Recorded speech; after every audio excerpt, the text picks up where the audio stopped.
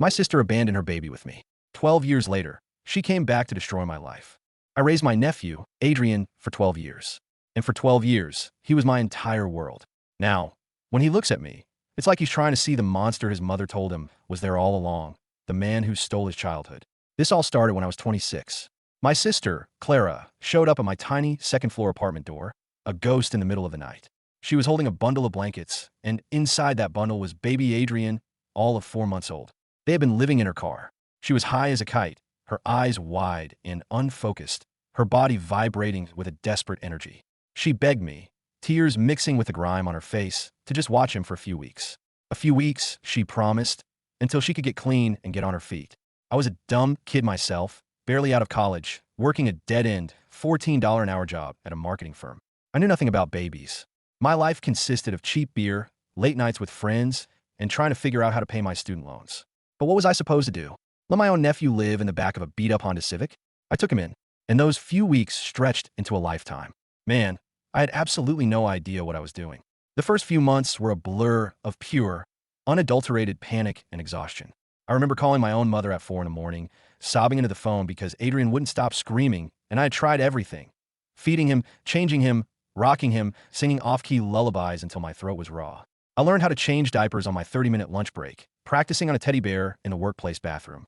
I survived on stale coffee and whatever leftover baby food Adrian didn't finish.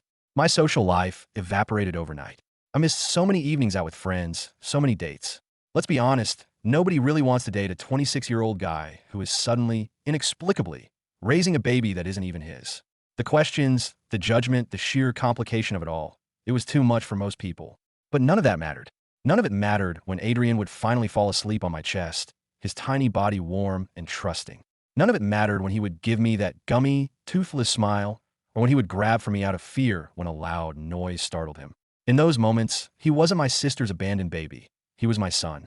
Clara would surface every few years, like a ghost returning to haunt us.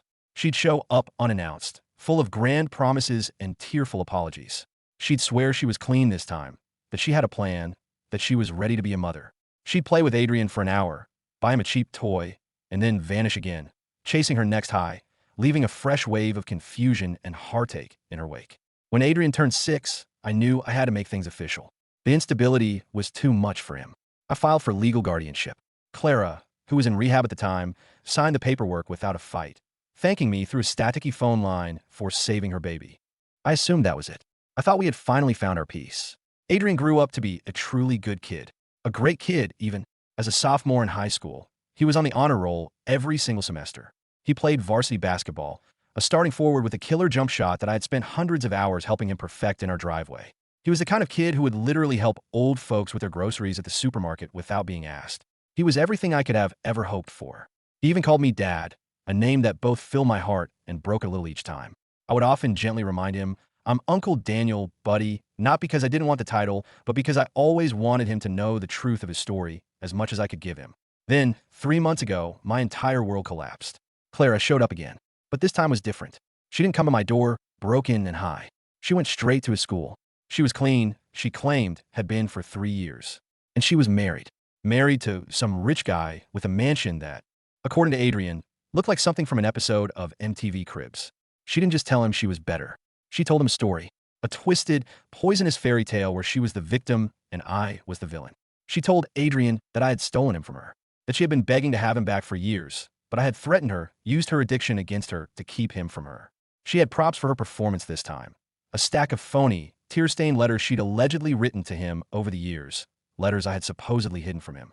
She painted a picture of herself as a heartbroken mother who had finally found the strength and the resources to fight for her stolen child.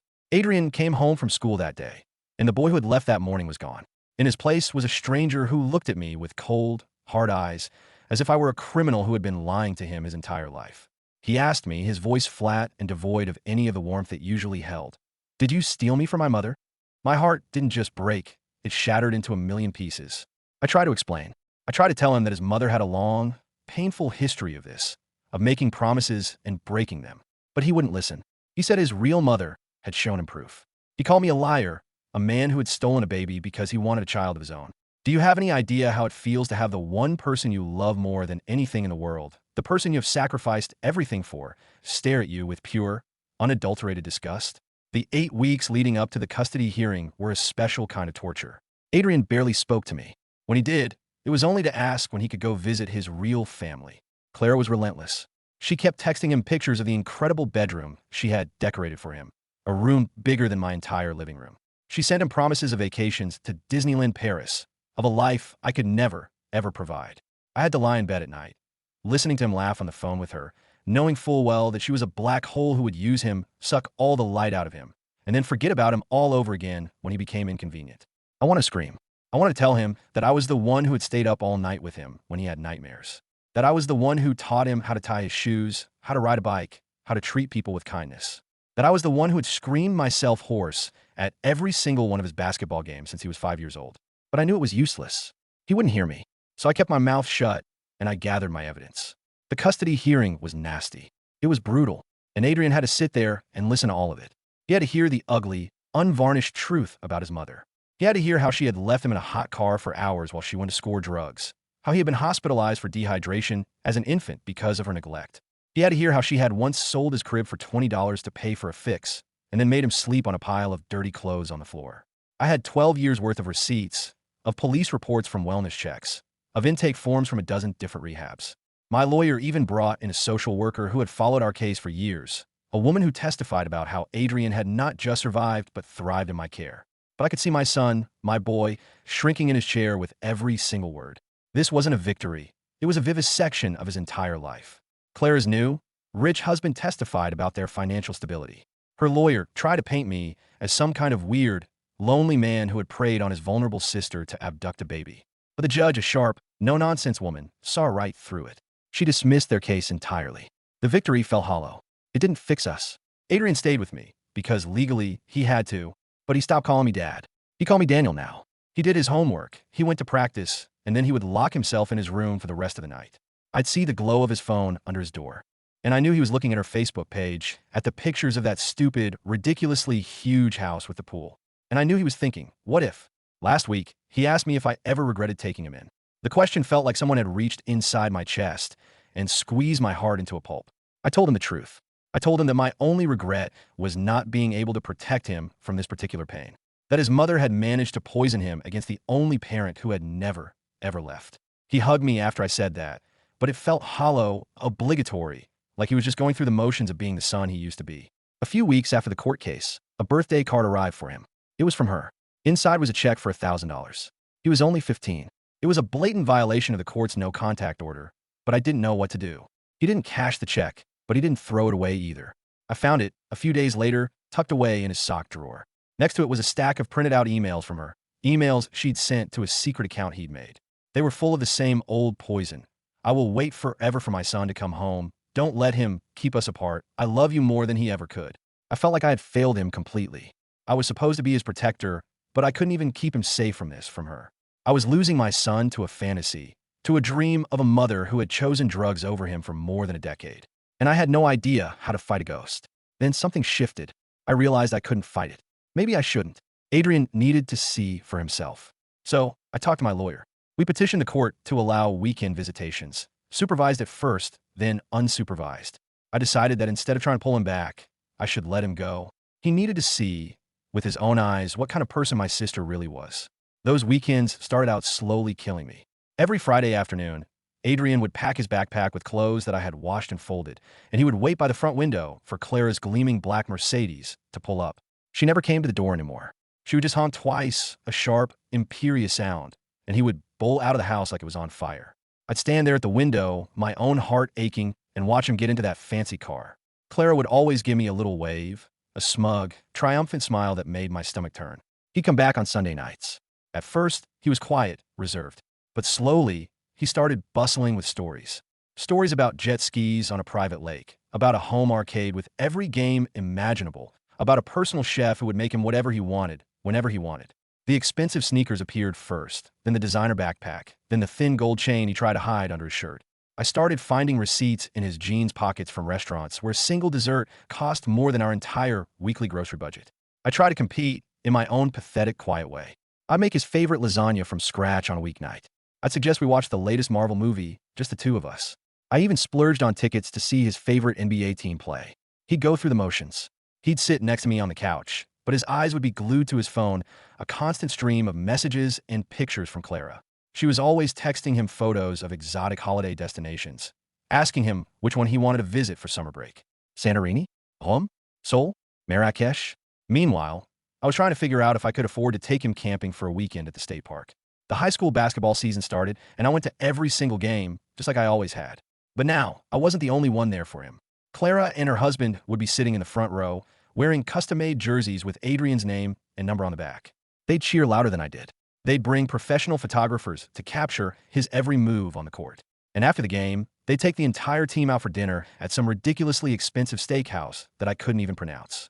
The other parents started to treat me differently, with a kind of pitying distance, as if I were the strange, sad uncle who was still hanging around after the real, glamorous family had finally shown up. Adrian stopped asking me to review game film with him on Friday nights. He told me his mother's husband had hired a retired EuroLeague player to work with him as a private coach. Our Thursday night superhero movie marathons were canceled when Clara enrolled him in an elite after-school tutoring program, despite the fact that he already had a perfect 4.0 GPA. Our Sunday supper prep, something we had always done together, turned into me cooking alone in the kitchen while he FaceTimed her from his room, laughing at inside jokes I couldn't understand. I kept reminding myself that the court had ruled in my favor for a reason. The judge had seen through her lies. She had recognized me as the stable, loving parent who had always been there. But legal victories mean nothing when your child's heart is somewhere else. I'd catch him on his phone, staring at pictures of her house, his eyes lingering on the sparkling blue pool, the state-of-the-art gaming room, the garage filled with cars he dreamed of driving one day. His school guidance counselor called me in for a meeting. She was concerned about an essay he'd written for his English class, an essay on identity and belonging. He had written about feeling caught between two worlds, about wondering who he might have been if his life had turned out differently. The counselor asked if we were in family therapy, and I just sat there in her small, quiet office with a crushing realization that I was losing him in slow motion, and I had absolutely no idea how to stop it. Clara started to push the boundaries, attending his practices even though the court order only allowed for the weekend visits. She'd wave at me from across the gym, as if we were old friends, as if she hadn't tried to systematically destroy our lives just a few months before. Her husband would shake hands with the coach, probably writing another fat check for new uniforms or equipment. I just sit in the bleachers, feeling completely invisible as my son, the boy who was no longer really my son, at least not his own mind, ran drills and pointedly avoided looking in my direction. The breaking point came during the weekend of the state semifinals. Adrian's team had made it to the tournament, and Clara had convinced him to stay at her house for the entire weekend, arguing that it was closer to the stadium. I agreed, because I knew that refusing would just make me the bad guy again. At first, he texted me updates, sending pictures of the lavish breakfast spread, the high-tech massage chair, the hot tub where the team was hanging out. Then the text just stopped. They won the tournament. I watched from the stands as Adrian, in the final, chaotic moments of celebration, ran straight to Clara and her husband. I had his favorite victory dinner waiting at home, a stupid, sentimental ritual we'd had since his first ever win in the rec league when he was 7. But he called to say the whole team was going to a big celebration party at Clara's. I drove home alone, with his clean uniform folded neatly on the passenger seat, a uniform I had washed and cared for 100 times. I wondered if I would ever wash it again. That night, I sat in his empty room, surrounded by the ghosts of his childhood. The awards I had framed for him, the trophies we had polished together, the school photos from every single year. Clara couldn't erase 12 years of memories, but she was creating new, shinier ones faster than I could keep up. I wasn't even angry with Adrian. What 15-year-old wouldn't be swayed by that kind of lifestyle? How do you fight a private jet with a promise of unconditional love? I was just heartbroken, and I was angry with myself for not preparing him better, for not being enough. Adrian came home the next morning wearing a TAG Heuer watch. He told me it was an early birthday present from his mother for making the game-winning dunk. I just looked at the watch, a piece of machinery that cost more than my car, ticking away on my child's wrist like a countdown clock to the moment he would leave for good. He must have seen something in my face, because he quickly took it off. He said he'd only wear it on special occasions. But we both knew that in Clara's world, every occasion was special. I started documenting everything again. Not for the court this time, but for my own sanity. Every lavish gift, every violated boundary, every extended weekend that turned into a 4-day affair. My lawyer told me to be patient, that Clara's patterns were predictable, that she would eventually show her true colors again. But waiting felt impossible as I felt Adrian slipping further and further away from me. I'd find myself driving past her massive, gated house late at night, staring at the brightly lit windows, wondering which room he was in and if he ever thought about his real home. The school called again, this time about Adrian's enrollment forms for the next school year. He had listed Clara's address as his primary residence. When I confronted him about it, he just shrugged and said it was just easier for the district boundaries, that our neighborhood had better schools with more opportunities. I pointed out that his grades were already perfect where he was, but he just said he wanted to have options. Options. The word felt like a knife in my ribs. Clara started planning a grandiose, over-the-top 17th birthday party for him, even though it was still months away. She made a Pinterest board and shared it with him, a dizzying collection of ideas for celebrity-themed events, five-star catering, world-famous DJs, and personalized everything. I asked Adrian what had happened to our usual tradition, a birthday breakfast at his favorite diner, followed by a movie marathon of his choice. He told me we could still do that, if there's time, as if it were a pathetic little consolation prize. Then came the night that changed everything. The night the illusion finally, catastrophically, shattered. It was a Tuesday, pouring rain, the kind of night where the world feels small and closed in. Someone started pounding on my front door at 3 in the morning. I stumbled out of bed, my heart racing, and opened it to find Clara. She was drenched, her expensive makeup running in black rivers down her face, her pupils dilated to black saucers. She was sobbing, high, and swaying on my porch, begging me to let her in. The overpowering smell of vodka and something sharp and chemical made me take a step back. She pushed past me, stumbling into my living room, and collapsed onto the couch. She started babbling about how her husband had left her, had kicked her out, changed the locks, and canceled all her credit cards. And then, between her choked sobs, the real truth started to come out. She kept saying she couldn't do it, that being a full-time mom was too hard. The words came out in a rush, a confession fueled by booze and desperation. She thought it would be easy with all that money. But Adrian had demands. He had routines. He had expectations of her. He expected her to be a mother. I was just standing there, paralyzed, watching my sister completely fall apart on the very same couch where Adrian and I used to build pillow forts. She grabbed my hands, her fingers ice cold and shivering, and pleaded with me to take him back. She said she'd sign any paperwork I wanted, that she'd tell the judge she had lied about everything. Anything to make this responsibility go away. She just wanted her old life back. The parties, the trips, the freedom. That's when I heard the faint creak of the floorboards on the steps. Adrian was standing there, in his pajamas, his eyes wide, taking in the entire, ugly scene. His perfect, glamorous mother, a complete wreck, begging to be freed from him all over again. Clara's expression changed the instant she saw him. It went from desperation to pure, cornered animal panic. She tried to stand up, but she slipped, knocking over the ceramic lamp Adrian had made for me in his 4th grade art class. The words that came out of her mouth next destroyed everything. She started screaming that this wasn't how it was supposed to happen, that all she had wanted was to get Adrian back to hurt me, to prove that she could take him if she wanted to convince her new husband Snobba family that she was a good mother. She just wanted the pictures for Facebook, the ones that made her look like a reformed, devoted parent. She never actually wanted to raise a teenager, to deal with the day-to-day drudgery of actual parenthood. She wanted the title without the work, the photographs without the responsibility. Adrian's face went completely, terrifyingly blank. He just stood there, perfectly still, as Clara continued her rambling, self-pitying confession. She admitted that her husband's lawyer had coached her on what to say in court, that the heartfelt letters were written by a ghostwriter she'd hired online. She admitted she'd been using again for weeks, that she couldn't handle the pressure of pretending to be a mother, and that her husband had found her stash and kicked her out, telling her she was an embarrassment. I wanted to move, to shield Adrian from this, to kick Clara out, to do something. But I couldn't. We were all just frozen in that horrible, silent moment, the toxic truth finally hanging in the air between us. Clara finally seemed to register Adrian's shell-shocked expression and try to backtrack, reaching for him, crying that she didn't mean it. He flinched away from her touch as if it would burn him, before turning and running back up the stairs. The sound of his bedroom door slamming shut shook the entire house. Clara looked at me then, her eyes filled with the same desperate, pleading look I recognized from 100 of her past disasters. The look that said, "Fix this for me." The way I always had. But I was done. I was finished.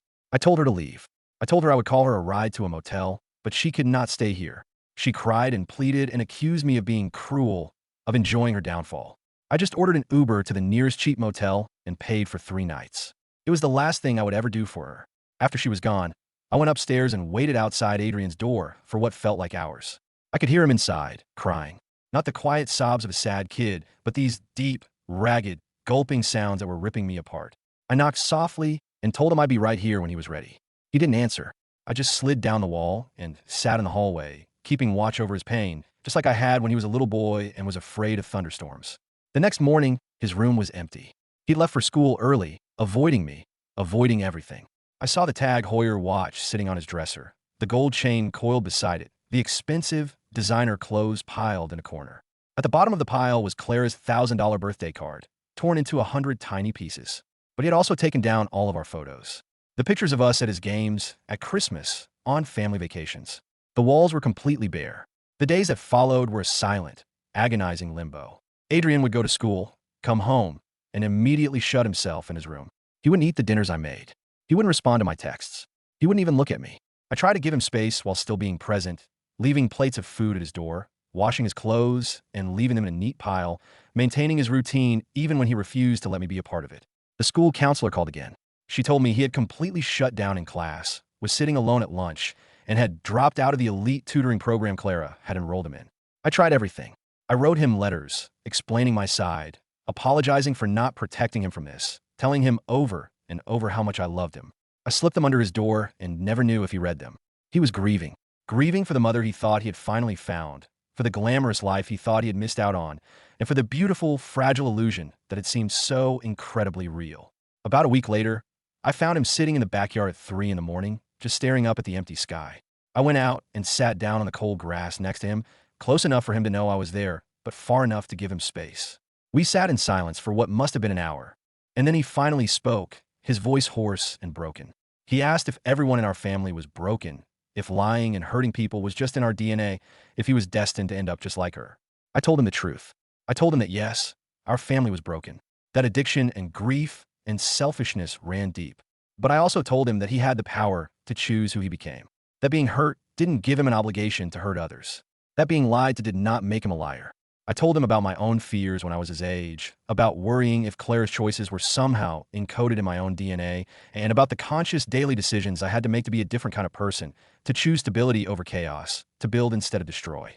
He asked me why I hadn't told him the whole, ugly truth about Clara from the beginning.